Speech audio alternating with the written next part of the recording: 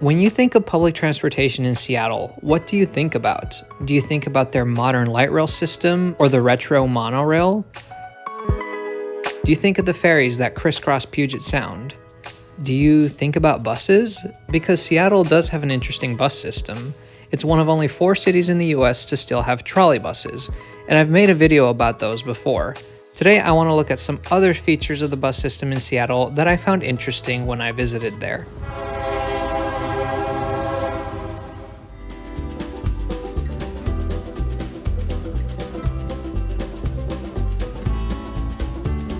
Hey everyone, welcome to a brand new Trains Are Awesome video. I am Tom and I am in Seattle, Washington. It's my first time here. Had a lot of fun exploring the city as well as all the public transportation that's here. And we've covered all of that in previous videos. From light rail to streetcar, the monorail and ferries, even trolleybuses. They've all been featured in previous Trains Are Awesome videos. And you can find them by going to the Seattle playlist on our channel page. Today we're talking about regular buses. Well, the not so regular parts of the regular buses. But before I give any specific examples, let's take a step back and look at the Seattle bus system. The city of Seattle is located in King County, and so local bus service is provided by King County Metro. But to get a true understanding of the bus system in Seattle, you have to look at the larger region. King County is bordered by Pierce County to the south and Snohomish County to the north. These contain cities like Tacoma and Everett, respectively. Bus service in Pierce County is provided by Pierce Transit, while buses in much of Snohomish County are operated by Community Transit. There's also a regional transportation authority that runs service through all 3 counties, Sound Transit. You may recognize Sound Transit by their unique wavy livery. Sound Transit is responsible for the light rail and Sounder commuter rail in the area, but also for express bus service known as Sound Transit Express. In most cases, Sound Transit will contract a different agency to operate and maintain their services. So while they may all carry the wavy livery, Sounder commuter trains are operated by BNSF, Link Light Rail in Seattle is operated by King County Metro, and the Sound Transit Express buses are run by either King County Metro, Pierce Transit, or Community Transit, depending on the route. Let's return to focus specifically on King County Metro for now. Their buses actually have a very interesting livery scheme. All buses have this mustardy yellow bottom half, but the type of bus determines the color of the top half. Regular buses, so diesel or battery, they'll have either a green or a blue top, while rapid ride buses have a red top, and trolleybuses are purple. Besides local bus service by King County Metro, downtown Seattle is also visited by express buses and commuter buses from the neighboring counties. For more information on commuter buses, click on the link above. So without further ado, let's get started with part 1, downtown through running. We've come to South Jackson Street to get onto Route 14, which is a trolleybus.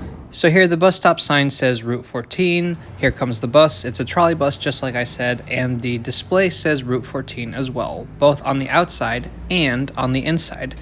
However, 2 minutes later, and it says Route 1. What's that about? Let's get off and investigate.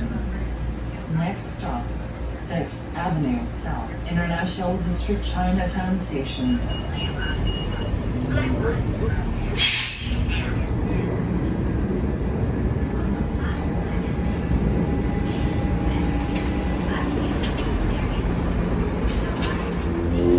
Well, thanks for the ride, Route 1. Wait, what? Didn't we just get on Route 14? How was that Route 1? It's called through service. So basically what will happen is a bus like Route 14 will reach its downtown terminus, then switch its route number and continue as a different route, in this case Route 1.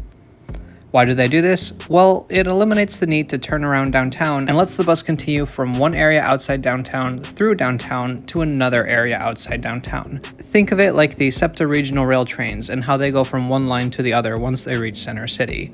Now, King County Metro isn't the only bus agency that does this. You actually see it across the country, but when I saw it on the schedules, I still thought it was interesting enough to include in this video.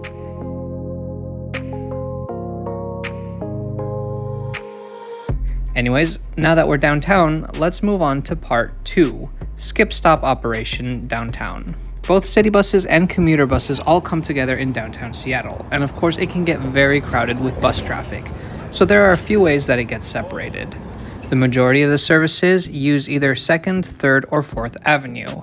3rd Avenue, which is a bidirectional street, is used by city buses and a few suburban buses, whereas 2nd and 4th Avenues, which are both one-way streets, are used exclusively by suburban buses.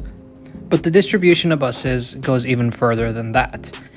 On these 3 streets, they use skip-stop operation. Since the downtown core is super dense, of course there are a lot of stops, which you can see on this map. But not every bus stops at every stop. If they did, not only would a journey through downtown be super slow, but it would also get very crowded at each stop because buses would have to wait for the bus in front of them to leave. So instead they have skip-stop service, where a bus route will only stop at a few of the stops downtown and pass the others. How is it organized? Well, it's sort of color-coded. Though it's not explicitly shown anywhere, each bus route has its own color, and those colors match the stops downtown. If you look at 2nd or 4th Avenues, you'll notice that some of the stops either have a white tab or an orange tab.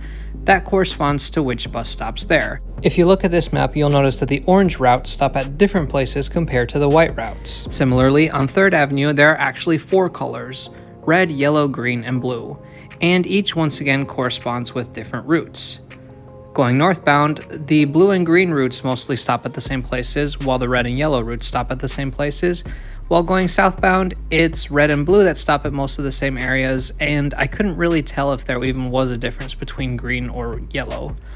On 3rd Avenue, if you look up, you'll notice that on the trolley wires they have these little plates that tell bus drivers what color code the next stop will be. I'm not entirely sure if the color coding system is still used very much because some of the stops I noticed didn't have the tabs anymore, but the skip stop service is definitely still used.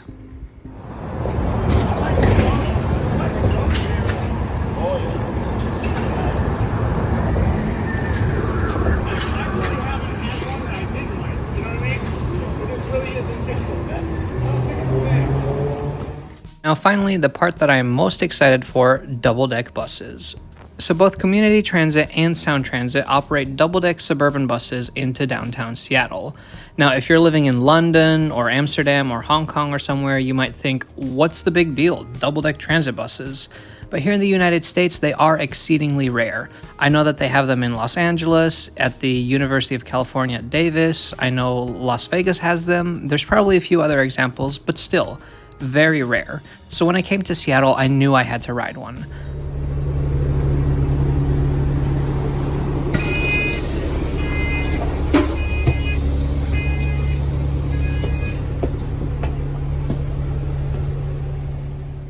While I was downtown in the morning, sure enough, Community Transit Route 402 showed up and picked me up. I immediately made a beeline to the front row seats upstairs. So this route is meant for people in Snohomish County to comfortably travel down to Seattle. Next stop, Stewart Street and 4th Avenue. But I was able to get on anyway. The driver just let me tap my Orca card. I walked upstairs and rode it just for a few blocks. I love the panoramic window up here. It gives you a completely different view. I wish we had these where I live.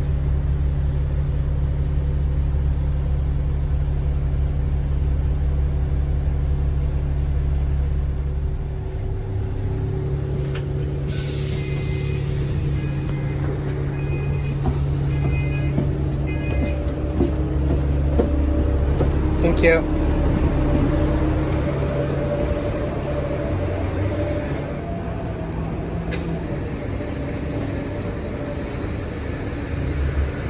Well, I had so much fun with the community transit bus that I decided to get on another double-deck bus, this one operated by Sound Transit Express.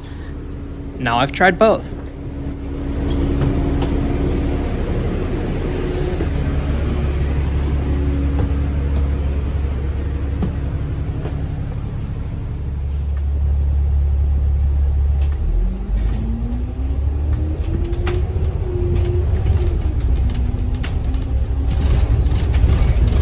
So the double-deck bus that we are on was built by the company Alexander Dennis, and this specific bus was delivered in 2020. Now, it's practically identical to the community transit bus that we were on earlier. The seats have a similar layout, just a different fabric on them, and of course the outside has a Sound Transit livery instead of a community transit livery. But the fact that they are so similar has a reason. Remember earlier when I said that Sound Transit doesn't actually operate or maintain their buses themselves, they contract other agencies to do that? Well, the double-deck buses in Sound Transit Express's fleet are operated and maintained by Community Transit. So basically this is just another Community Transit double-deck bus in a Sound Transit livery.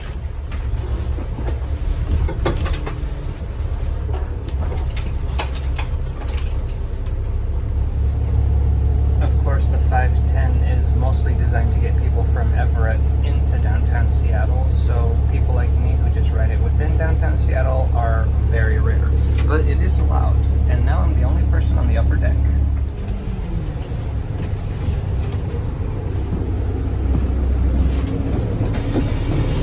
Thank you.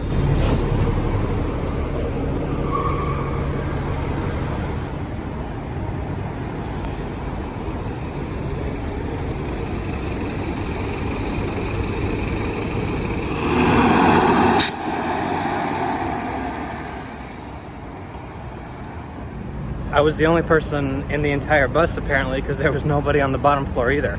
That's a lot of capacity for one YouTuber. So now we rode both the different types of double-deck buses that you can get on here in Seattle, and that was such a fun experience. Being able to sit by the front window up high like that, totally different experience from just riding a regular bus kind of somewhere in the back. It really just allows you to take in much more of your surroundings. I enjoyed it a lot. I hope other places get these someday. Anyways, thank you so much for watching this video. If you've loved our content from all across America and all over the world, please subscribe to Trains Are Awesome because we have more content like this coming your way. See you next time.